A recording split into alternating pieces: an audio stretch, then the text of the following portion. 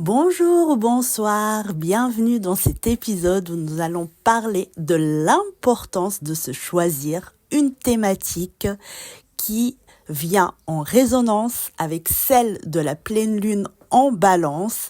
J'ai sauté sur l'occasion de ces énergies pour vous faire vraiment un podcast dédié sur la thématique se choisir et reprendre sa place en tant que femme. C'est un sujet qui m'anime énormément.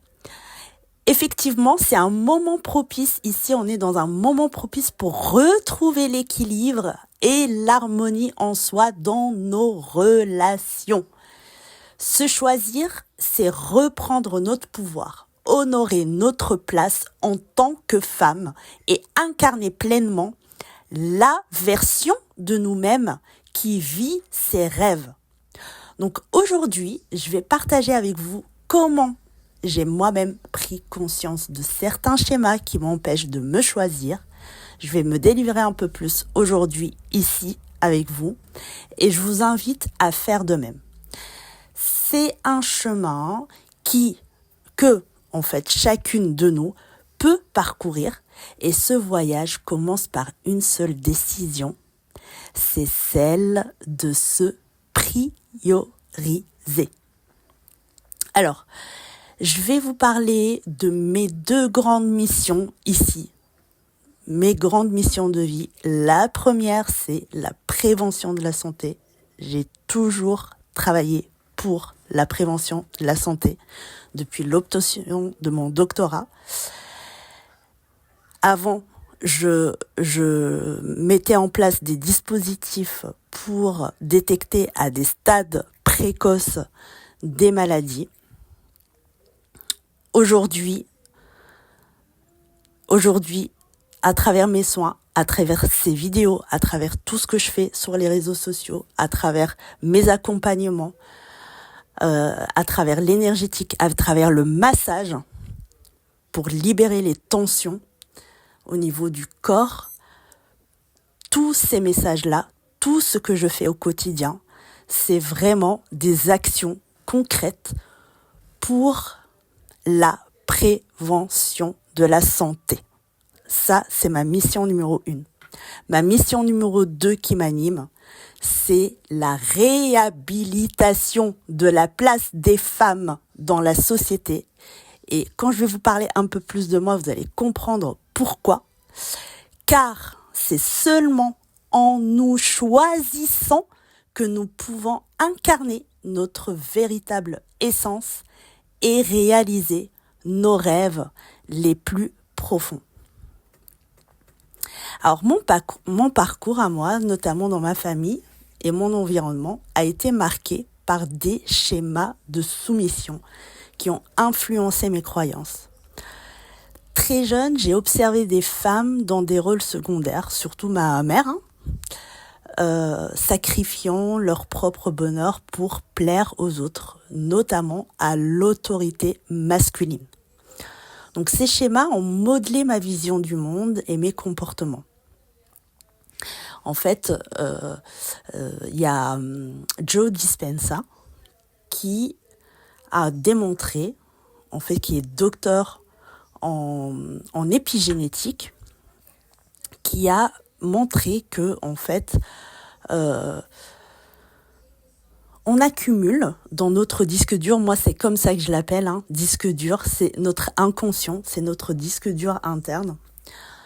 De 0 à 7 ans, on est baigné dans 100% l'inconscient. Donc tout ce qu'on voit, tout ce qui est autour de nous, au niveau environnement, au niveau geste, c'est pas seulement les paroles, les mots, c'est vraiment les actions concrètes, tout ce qui se fait autour de nous, on les enregistre comme des croyances, d'accord ?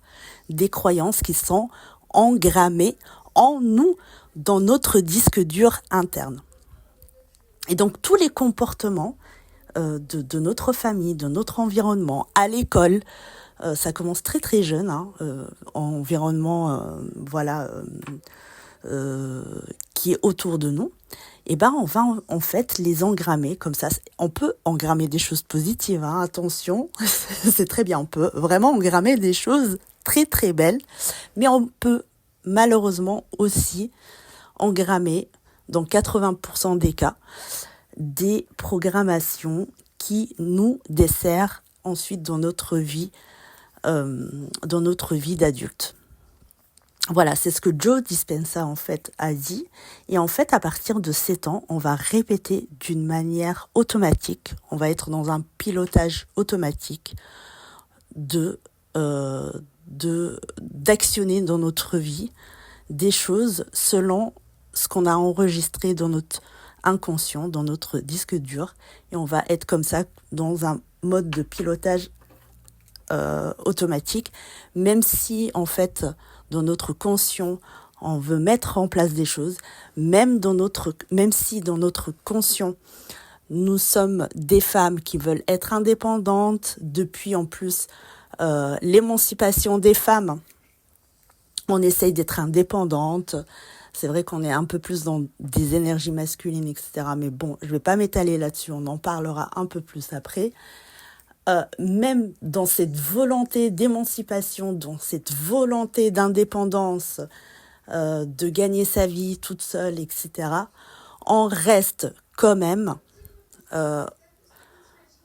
indépendant de nos croyances limitantes de soumission à l'homme qui est engrammé dans l'inconscient, en fait, dans l'inconscient, que ce soit de vous-même, de votre karma, des vies passées, du transgénérationnel ou bien de l'inconscient collectif féminin tout court. Donc voilà. Donc, je reviens à moi, ces schémas ont modelé quand même ma vision du monde et mes comportements de soumission à l'homme. Pourtant, malgré cette éducation, je me suis tournée aujourd'hui vers la pleine conscience pour m'en libérer. Aujourd'hui, je sais que ces schémas ne m'appartiennent plus. En tout cas, je travaille tous les jours pour m'en libérer au quotidien. Certains d'entre vous le savent, ceux qui sont abonnés à cette chaîne. En fait, ça va faire maintenant 6 ans, je suis dans un parcours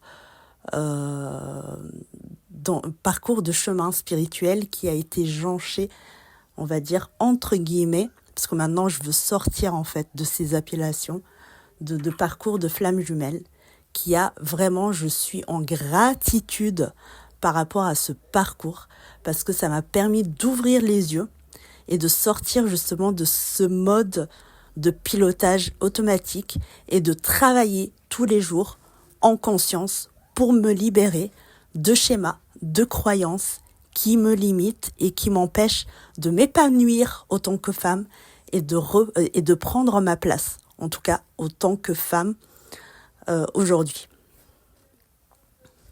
Alors, donc comme je disais tout à l'heure, même si nous sommes conscientes de nos valeurs d'indépendance, de liberté et d'autonomie, ça ce sont mes valeurs à moi. Après, vous pourrez avoir, chacun d'entre vous, c'est propre à chacun, hein, les valeurs, mais moi, mes valeurs à moi, c'est vraiment l'indépendance, la liberté, d'autonomie.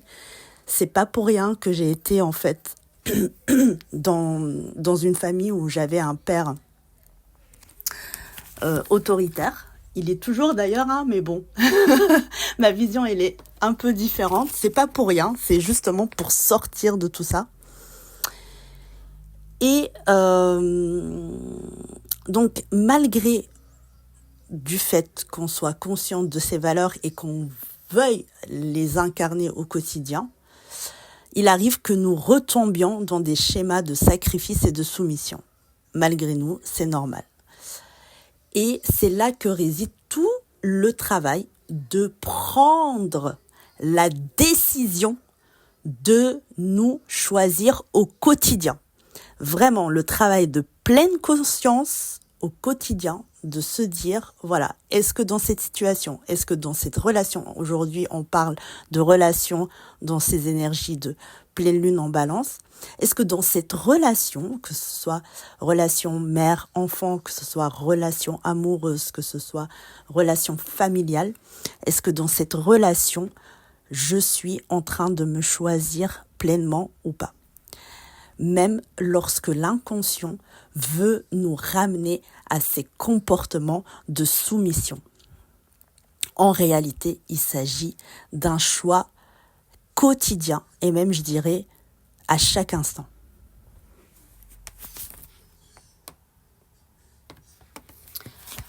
Donc, je parlais tout à l'heure des mémoires collectives et individuelles qui jouent un rôle central dans la façon dont nous nous percevons et agissons. En tant que femmes, nous portons souvent des mémoires, comme je disais tout à l'heure, transgénérationnelles, culturelles, aussi des mémoires du passé qui nous empêchent de pleinement occuper notre place. Et libérer ces mémoires est essentiel pour pouvoir nous reconnecter à notre puissance féminine et créatrice.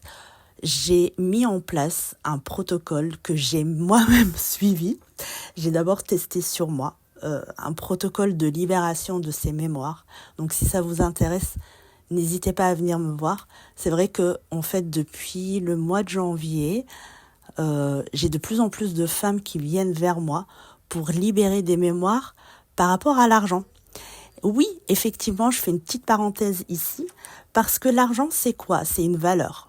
D'accord, ça se rapporte à une notion de valeur. Et en fait,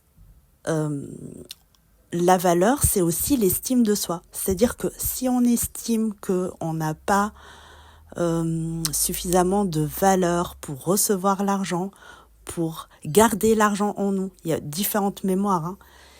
Ça revient toujours à notre épanouissement personnel par rapport à notre estime de nous et la confiance en nous en tant que femme. Et en fait, c'est aussi un biais de libérer les mémoires via l'argent, parce que l'argent, c'est une énergie d'amour aussi. Ça revient aussi à l'amour de soi, se choisir soi et se dire qu'on est vraiment légitime. Il y a une question de légitimité à garder l'argent, à recevoir l'argent et être épanoui avec cet argent. On peut faire vraiment de belles choses, des projets que ça peut être personnel mais aussi collectif, pour être épanoui tout simplement et faire du bien aussi autour de soi. Donc voilà, donc je parlais de libérer ses mémoires, qui est vraiment essentiel pour pouvoir nous reconnecter à notre puissance féminine et créatrice. J'ai aussi conçu le challenge Révèle ta beauté de déesse intérieure, mais je vais vous en parler un peu plus tard. Alors, donc je vous ai parlé des modèles que j'ai vus autour de moi, des modèles de soumission et de sacrifice. Et du coup, comment j'essaye en tout cas de sortir de ce schéma tous les jours, justement, et dans le challenge Révèle ta beauté de déesse intérieure, on travaille beaucoup là-dessus. La première chose que je me suis dit, je vais voir les femmes qui sont épanouies aujourd'hui dans leur quotidien. Je vais aller voir des modèles, en fait, celles en tout cas qui m'attirent. Comme je dis, on est toutes différentes. Il y a des femmes qui peuvent m'inspirer moi, qui vous inspirent pas forcément. Mais aujourd'hui, je vais vous parler en fait de quelques femmes qui m'inspirent aujourd'hui. Et je m'en suis, justement, j'ai regardé comment elles fonctionnent, comment elles font, comment elles se comportent. Et j'ai essayé de leur ressembler de plus en plus, en fait, tous les jours. Donc, je me suis tournée vers des modèles de femmes qui, malgré les défis, ont pris leur place et incarnent la liberté. Des femmes comme Rose Musk, je ne sais pas si vous connaissez. En fait, là, je vais parler d'influenceuse, Rose Musk. C'est une femme, en fait, qui a une chaîne YouTube depuis plus de 6 ans. Elle a toujours voulu faire, en fait, des vidéos sur YouTube pour parler justement de son quotidien et de ses loisirs. Et aujourd'hui, en fait, elle a quitté totalement son job, ça faisait un moment déjà, et qui vit pleinement de son activité et de ses loisirs, c'est-à-dire l'alimentation saine. Au début, elle a commencé à parler de comment elle a perdu en fait ses kilos, l'alimentation saine, le sport. Et puis en fait, maintenant, c'est vrai qu'elle se tourne beaucoup plus. Il y a aussi un cheminement personnel qui a fait qu'aujourd'hui, elle se tourne un peu plus vers la décoration et la mode. La mode, quelque chose qui m'attire moi aussi. Donc, en fait, à travers ces vidéos qui sont vraiment très enrichissantes, qu'est-ce qu'il y a aussi? Il y a cette femme. Il y a cette femme qui est disciplinée, qui va poster en fait tous les jours, qui va faire des vlogs, qui est animée par ce qu'elle fait, qui est authentique, qui est vraiment, voilà, qui à fur et à mesure en fait de ces vidéos, vraiment quand on voit le début aujourd'hui, la transformation de cette femme qui est de plus en plus belle, parce que comme elle est de plus en plus belle de l'intérieur, ça se reflète aussi à l'extérieur. Comme elle est de plus en plus épanouie de l'intérieur, elle est aussi de plus en plus épanouie à l'extérieur. Il y a aussi Sissi Mua, vous la connaissez, c'est une coach sportive. J'adore aussi le sport. Stéphanie Dordain, c'est un modèle pour moi parce que c'est une personne qui est capable de réaliser ses rêves et bien d'autres. Ce sont pour moi des pionnières dans leur domaine. Ces femmes ont su bâtir leur empire, rester fidèles à elles-mêmes et choisir leur voie. Elles sont puissantes, indépendantes et créent des vies extraordinaires tout en s'entourant de partenaires qui les soutiennent sans jamais se laisser dominer. En fait, moi, ce que j'admire chez ces femmes, c'est que ce sont des femmes qui, elles, se mettent en avant, qui, elles, en fait, ont bâti leur empire. Et en fait, ce sont elles qui détiennent la puissance, en fait, de leur épanouissement. Elles vont pas donner, en fait, c'est elles qui créent leur épanouissement, c'est elles qui créent leur bonheur. Elles vont pas dépendre d'un homme pour créer leur bonheur. Et en fait, on voit en arrière-plan leurs hommes qui sont là, qui partagent leur quotidien, mais qui les soutiennent, mais ils sont en arrière-plan. C'est elles qui sont en premier plan. Comment on sait aussi aujourd'hui que tous les hommes puissants du monde aujourd'hui, derrière ces hommes-là, il y a des femmes hyper puissantes. Donc voilà. Et c'est ce modèle-là que je veux véhiculer. Une femme qui connaît sa valeur, qui ose prendre sa place et qui sait qu'elle est capable de tout créer à condition toujours de se choisir à chaque instant. Il y a 2 jours, j'ai appris en fait une triste nouvelle. J'ai appris la mort d'une connaissance, une très bonne connaissance, une chamane, une thérapeute que je connaissais vraiment bien, avec qui on avait fait des échanges, etc., qui est partie à 47 ans suite à une pancréatite. Elle laisse derrière elle une petite fille de 10-11 ans. Sachant que c'est une maman célibataire, ça résonne beaucoup avec moi. Franchement, ça m'a bouleversée. Et quand j'ai appris cette nouvelle, j'ai eu une révélation. La vie, elle est fragile, elle est précieuse et il est urgent de prendre notre place et d'agir dès aujourd'hui. N'attendez pas. Et de manifester nos rêves maintenant avant qu'il ne soit trop tard. C'est la raison pour laquelle je suis ici en train de partager ce message avec vous. C'est le moment d'agir, c'est maintenant. De se choisir et de prendre sa place, c'est maintenant. La vie n'attend pas. Mettez maintenant, si vous êtes prête, si ce message résonne en vous, si vous sentez que vous êtes prête à faire le travail pour vous choisir et à manifester la version de la femme que vous êtes destinée à devenir, je vous invite à rejoindre ma communauté. Dans ma communauté, nous avançons ensemble pour libérer nos mémoires et créer des vies pleines de sens et de liberté. Chaque jour, engagez-vous à poser une action concrète vers votre rêve. Et c'est ce que je fais à travers le challenge Révèle ta beauté de déesse intérieure. Chaque jour, vous avez une action concrète pour incarner la femme que vous voulez être, c'est-à-dire dans votre future réalité. On travaille tous les jours. Tous les jours, il y a un défi, il y a une action concrète pour y parvenir.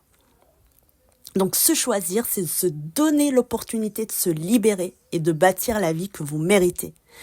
Si vous êtes prête à faire ce voyage, rejoignez-moi avec ce challenge tous les mois. En fait, vous pouvez me rejoindre tous les mois si vous voulez. Tous les 21 du mois, je commence ce challenge. C'est un challenge qui se fait dans un groupe privé WhatsApp. Où je tiens vraiment que ça soit privé, pas public, pour que je puisse vous coacher au quotidien, pour que ça soit aussi un environnement de bienveillance, pour qu'on soit les unes pour les autres et qu'on révèle notre puissance féminine pas à pas. Donc n'attendez plus. Si vous voulez, même si vous rejoignez pas le challenge, mettez tous les jours une action en place vers vos rêves. N'attendez plus. Prenez la décision maintenant. Choisissez-vous et réalisez vos rêves. Et ensemble, nous allons tous bâtir un monde où chaque femme peut briller pleinement. Nous avons besoin de vous pour rayonner votre belle énergie dans ce monde. Merci beaucoup d'avoir écouté cette capsule. J'espère qu'elle vous aura plu. Dites-moi, n'hésitez pas à mettre en commentaire « Je me choisis pleinement ». Je vous invite vraiment vivement à le faire. Et en attendant, je vous souhaite une super pleine lune. Et n'oubliez pas de réaliser vos rêves. À très bientôt.